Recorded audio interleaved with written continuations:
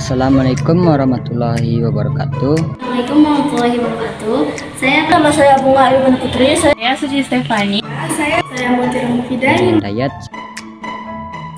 Pertama, konsep kebijakan fiskal. Konsep kebijakan fiskal adalah kebijakan pemerintah yang ditujukan untuk memperbaiki kondisi perekonomian melalui pengeluaran dan penerimaan yang di dalamnya terdapat pajak atau unsur perpajakan.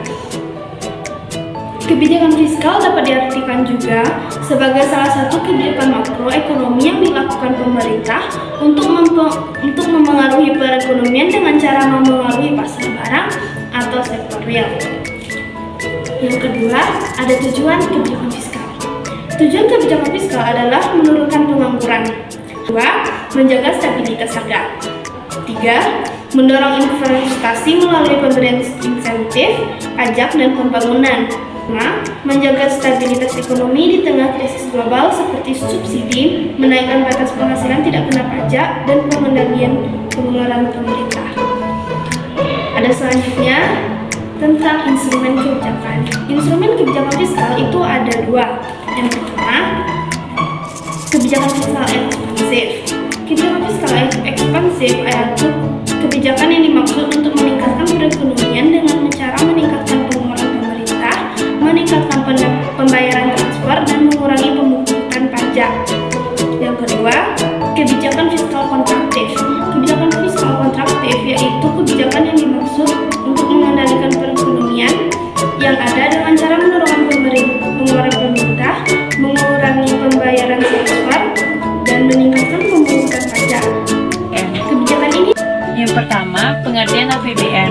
APBN adalah perencanaan anggaran pendapatan dan belanja negara dalam periode biasanya 1 tahun, atau biasa disebut APBN ini susunan atau daftar sumber penerimaan dan jumlah pengeluaran dari suatu negara. Yang kedua, fungsi dari APBN. Fungsi APBN terdiri dari fungsi otorisasi, berarti APBN menjadi dasar pelaksanaan pendapatan dan belanja negara. Yang kedua, fungsi perencanaan, di mana APBN sebagai manajemen dalam merencanakan kegiatan. Yang ketiga, fungsi alokasi, di mana APBN mengalokasikan dananya supaya tidak terjadi pengangguran. Yang keempat, fungsi distribusi yang memperhatikan keadilan dan kepatuhan, di mana pendistribusian barang-barang diproduksi dengan harga terjangkau. Yang kelima, fungsi stabilisasi, di mana APBN menjadi alat memelihara dan mengupayakan keseimbangan fundamental perekonomian. Yang selanjutnya, tujuan APBN. APBN sebagai acuan atau pedoman penerimaan dan pengeluaran keuangan pemerintah dalam melaksanakan kegiatan-kegiatan kenegaraan demi tercapainya tujuan pembangunan nasional yang terdapat dalam Pancasila dan Undang-Undang Dasar Negara Republik Indonesia 1945. Yang ketiga, penerimaan dari APBN. Yang pertama, ada penerimaan dalam negeri yang dikelompokkan menjadi dua. Pertama, penerimaan perpajakan, pajak dalam negeri dan pajak perdagangan internasional. Pajak dalam negeri berupa pajak penghasilan, pajak pertambahan nilai barang dan jasa, pajak penjualan barang mewah, dan pajak bumi dan bangunan. Yang kedua, pajak perdagangan internasional, itu berarti bea masuk atau biaya dari pungutan ekspor. Yang kedua, penerimaan negara, bukan pajak, berarti penerimaan dari SDA, bagian pemerintah atas laba BUMN dan lainnya. Yang kedua, hibah atau pendapatan dari luar negeri, berupa hadiah dari negara-negara donor yang memberikan kontribusi dana untuk keberlangsungan proses pembangunan di dalam negeri. Selanjutnya, ada belanja APBN yang dibagi menjadi dua. Pertama, belanja pemerintahan pusat, berupa pengeluaran rutin di mana kegiatannya dilakukan secara terus-menerus seperti biaya pemilu dan belanja pegawai. Yang kedua, pengeluaran pembangunan, di mana kegiatan ini tidak rutin tetapi temporer seperti pembiayaan rupiah dan proyek. Yang kedua, belanja pemerintahan daerah dibagi atas dua. Yang pertama, dana perimbangan, berarti pengeluaran pemerintah disesuaikan kebutuhan. berupa dana bagi hasil, dana alokasi umum, dan dana alokasi khusus. Yang terakhir, dana otonomi khusus dan penyeimbang. Saya akan menjelaskan tentang mekanisme penyusunan APBN. Dalam UUD 1945, pasal 23 ayat 1, 2, dan 3 menjelaskan tentang mekanisme penyusunan APBN, yaitu sebagai berikut. Yang pertama, anggaran pendapatan dan belanja negara sebagai wujud dari pengelolaan keuangan negara. Yang kedua, rancangan undang-undang anggaran, pendapatan dan belanja negara diajukan Presiden untuk dibahas bersama DPR dengan memperhatikan pertimbangan DPR. Yang ketiga, jika DPR tidak menyetujui rancangan anggaran pendapatan dan belanja negara yang diusulkan oleh Presiden, pemerintah dapat menggunakan anggaran pendapatan dan belanja tahunan. Selanjutnya, yaitu pengaruh APBN terhadap perekonomian. Yang pertama, yaitu selanjutnya, yaitu pengaruh APBN terhadap perekonomian. Yang pertama, yaitu selanjutnya, yaitu pengaruh APBN terhadap perekonomian. Yang pertama, meminimalisir volatilitas atau fluktuasi dalam perekonomian. Yang kedua, menanggulangi kemiskinan dan peningkatan kesejahteraan rakyat. Yang ketiga, melakukan intervensi terhadap sektor-sektor ekonomi agar tercapai pertumbuhan pendapatan antar sektor, antar daerah, ataupun antar golongan pendapatan. Yang keempat, menjaga stabilitas dan percepatan kinerja pembangunan ekonomi suatu negara. Yang kelima, menanggulangi dampak yang ditimbulkan oleh bencana alam, wabah penyakit maupun konflik sosial. Pengertian APBD. Anggaran pendapatan dan belanja daerah dapat diartikan sebagai suatu daftar sistematis tentang pendapatan dan pengeluaran pemerintah daerah, baik pemerintah provinsi maupun pemerintah kabupaten atau kota selama periode tertentu. Yang APBD memiliki 3 fungsi, yaitu fungsi alokasi, fungsi distribusi, dan fungsi stabilisasi. Fungsi distribusi dan stabilisasi pada umumnya lebih tepat jika dilakukan pemerintah pusat. Adapun fungsi alokasi lebih tepat dilakukan pemerintah daerah.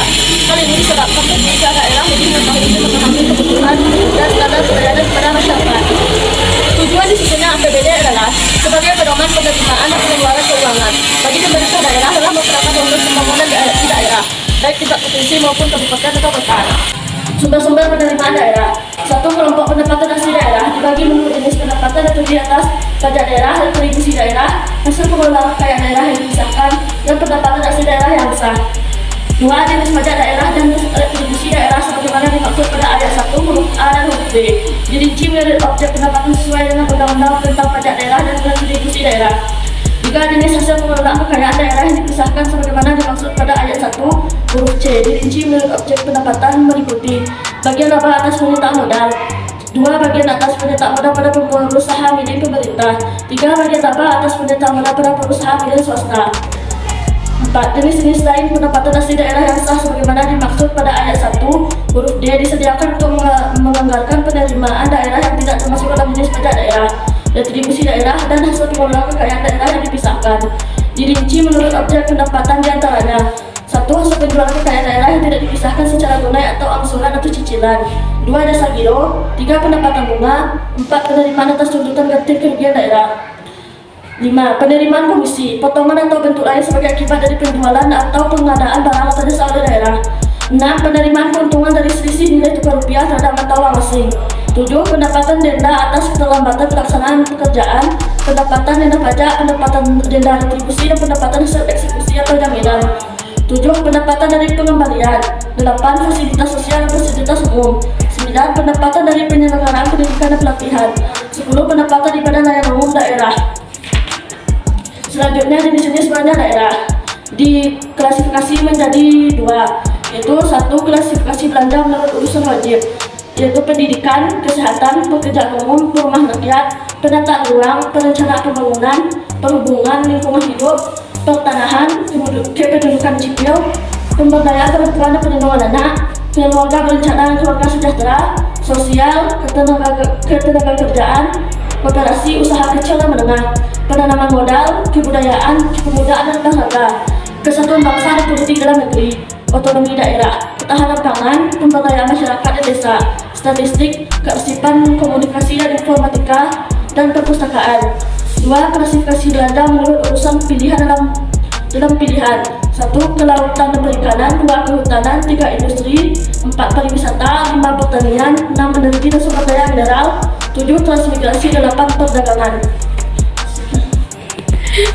Mekanisme penyusunan APBD. Hal ini terbagi menjadi APBD ditetapkan dengan perda paling lambat 1 bulan setelah APBN ditetapkan. Kedua, perubahan APBD ditetapkan dengan perda paling lambat 3 bulan. 3. Perhitungan APBD ditetapkan paling lambat 3 bulan setelah berakhirnya tahun anggaran yang bersangkutan. Sementara pengaruh APBD terhadap perekonomian berpengaruh tersebut diantaranya sebagai berikut. 1. Perekonomian di daerah lebih terarah sesuai dengan visi dan misi pembangunan pemerintah di daerah masing-masing. Kedua, pengeluaran anggaran untuk pembangunan di daerah lebih terkendali. Ketiga, kinerja pemerintah lebih terukur dengan membandingkan APBD yang sudah ditetapkan. Keempat, target penerimaan pemerintah daerah dalam suatu periode lebih jelas sehingga menjadi pemicu dalam membuat perencanaan yang lebih tepat. Sementara pengertian pajak adalah kontribusi wajib kepada negara yang terhutang oleh orang pribadi atau badan yang bersifat memaksa berdasarkan undang-undang dengan tidak mendapatkan imbalan secara langsung dan digunakan untuk keperluan negara bagi sebesar-besarnya kemampuan rakyat. Fungsi anggaran merupakan salah satu sumber penerimaan pemerintah untuk membiayai pengeluaran rutin dan pembangunan negara. Yang kedua yaitu fungsi pengatur. Fungsi mengatur ini dipergunakan sebagai alat kebijakan pemerintah untuk mencapai tujuan tertentu. Fungsi mengatur dapat digunakan sebagai alat proteksi, alat stabilisasi, dan juga alat redistribusi pendapatan. Manfaat pajak yang pertama yaitu pembangunan sarana umum seperti halte, sekolah, jalan, dan lain-lain. Yang kedua, untuk pertahanan dan keamanan negara. Yang ketiga, untuk subsidi pangan dan bahan bakar minyak. Yang ketiga, pelestarian lingkungan hidup dan budaya. Yang keempat, untuk dana pemilu. Selain manfaat-manfaat tadi, ada juga manfaat lain pajak. Yang pertama, yaitu membiayai pengeluaran negara yang bersifat self-liquidating. Yang kedua, membiayai pengeluaran reproduktif. Yang ketiga, membiayai pengeluaran negara yang bukan bersifat self-liquidating. Dan yang keempat, membiayai pengeluaran negara yang tidak produktif. Selanjutnya yaitu perbedaan pajak dengan pungutan resmi lainnya. Dalam balas jasa, pajak tidak diterima secara langsung, sedangkan pungutan resmi lainnya diterima secara langsung. Dalam dasar hukum, pajak diatur oleh undang-undang, sedangkan pungutan resmi lainnya diatur oleh peraturan pemerintah, peraturan daerah, maupun Parlemen. Dalam cara perhitungan, pajak dapat dihitung sendiri oleh wajib pajak, sedangkan pungutan resmi lainnya dihitung oleh aparatur pemerintah. Dalam jatuh tempo, pajak sesuai tahun pajak, sedangkan pungutan resmi lainnya sesuai dengan pemerintah. Dalam sanksi, pajak terdapat dalam Undang-Undang Dasar, sedangkan pungutan resmi lainnya sesuai dengan kebijakan pemerintah. Dalam surat ketetapan atau kohir, pajak terdapat surat ketetapan, sedangkan pungutan resmi lainnya tidak terdapat surat ketetapan. Dalam sifat, pajak sifatnya memaksa, sedangkan pungutan resmi lainnya sesuai dengan aturan pemerintah. Kan asas pungutan pajak. Menurut Adam Smith dalam bukunya The Constitution dengan ajaran yang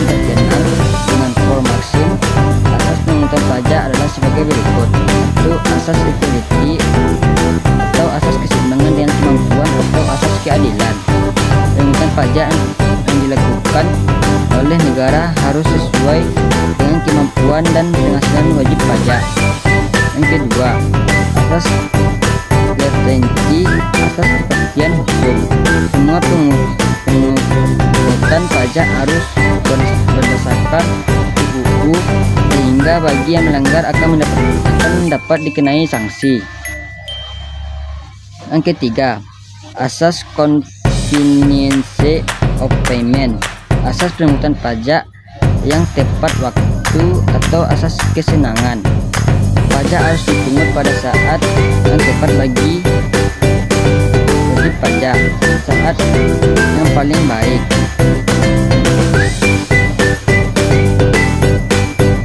Klasifikasi jenis pajak.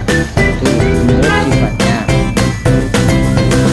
Berdasarkan sifatnya, pajak dapat dikelompokkan menjadi 2, pajak langsung dan pajak tidak langsung. Pajak langsung itu pajak yang dipungut setahun sekali berdasarkan surat ketepatan pajak atau kohir dan tidak dapat dilimpahkan kepada orang lain. Contohnya pajak penghasilan atau PPH dan pajak bumi bangunan atau PPB. B. Pajak tidak langsung yaitu pajak yang dipungut setiap terjadinya transaksi tanpa adanya surat ketepatan pajak dan dapat dilimpahkan kepada orang lain. Contohnya pajak pertambahan nilai atau PPN dan bea balik nama BBN. 2. Pajak menurut instansi yang memungutnya. Menurut instansi memungutnya, pajak dibagi menjadi 2, pajak daerah dan pajak daerah. Pajak A, pusat, itu pajak yang dipungut oleh pemerintah, Direktorat Jenderal Pajak yang pengelolaannya dilakukan oleh Kantor Pelayanan Pajak atau KPPP. B. Pajak daerah, itu pajak yang dipungut pemerintah daerah, baik pemerintah provinsi maupun pemerintah kabupaten atau kota. Contohnya BKB, pajak reklame, pajak hotel dan restoran. 3. Pajak menurut subjeknya. Pajak dapat dibagi menjadi pajak orang pribadi dan pajak badan. Pajak orang pribadi yaitu pajak yang dikenakan bagi seseorang atau seorang wajib pajak. B. Pajak badan, yaitu pajak yang dikenakan pada sebuah badan usaha atau organisasi seperti PT, CV, atau yayasan. Yang keempat, pajak menurut asalnya. Pajak dapat dibagi menjadi pajak dalam negeri dan pajak luar negeri. Pajak dalam negeri yaitu pajak yang dipungut kepada setiap warga negara yang tinggal di Indonesia dan memiliki salah satu objek pajak. B. Pajak luar negeri, yaitu pajak yang dipungut kepada orang luar pada negara asing yang memiliki usaha atau penghasilan dan tinggal di Indonesia. Selanjutnya, saya akan mengelompokkan sistem pemungutan pajak di Indonesia. 1. Official Assessment System. Sistem ini memberikan kewenangan kepada aparat pajak untuk menentukan jumlah pajak terhutang yang harus dibayar oleh setiap wajib pajak. Yang kedua, Self Assessment System. Sistem ini memberikan kepercayaan dan wewenang kepada wajib pajak untuk mendaftarkan diri untuk memperoleh NPWP, menghitung, memperhitungkan, membayar dan melaporkan pajak terhutang sesuai dengan ketentuan perundang-undangan. Yang ketiga, Withholding System. Pemungutan pajak yang memberikan wewenang kepada pihak ketiga yang wajib dilakukan pemotong dan atau pemungutan pajak atas objek pajak tertentu. Objek pajak yang dimaksud antara lain penghasilan karyawan, penghasilan atas sewaan penggunaan harta, bunga atas deposito, bunga atas tabungan, dan hadiah undian. Administrasi perpajakan di Indonesia. Wajib pajak dapat mendaftarkan diri untuk memperoleh nomor pokok wajib pajak. secara langsung ke kantor pelayanan pajak atau melalui registrasian secara online menggunakan media internet. Setelah terdaftar, wajib pajak harus menghitung jumlah pajak yang terutang. Atas pajak yang terutang tersebut, wajib pajak segera membayarnya ke bank terseksi. Bank yang ditunjuk pemerintah untuk menerima pembayaran pajak atau pajak pos.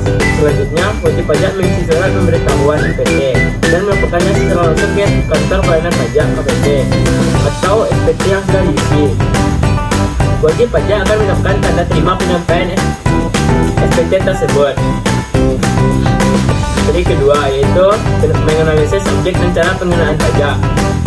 Pajak merupakan sektor pemasukan terbesar kas negara sehingga perannya sangat penting dalam berlangsungnya roda pemerintahan. Pasalnya, sebesar 70% lebih penerimaan negara bersumber dari pajak, baik pajak pusat maupun pajak daerah. Maka pemerintah terus berusaha menaikkan target penerimaan pajak dari tahun ke tahun. Untuk menaikkan penerimaan pajak ini, maka pemerintah menyasar berbagai objek pajak yang memiliki potensi sehingga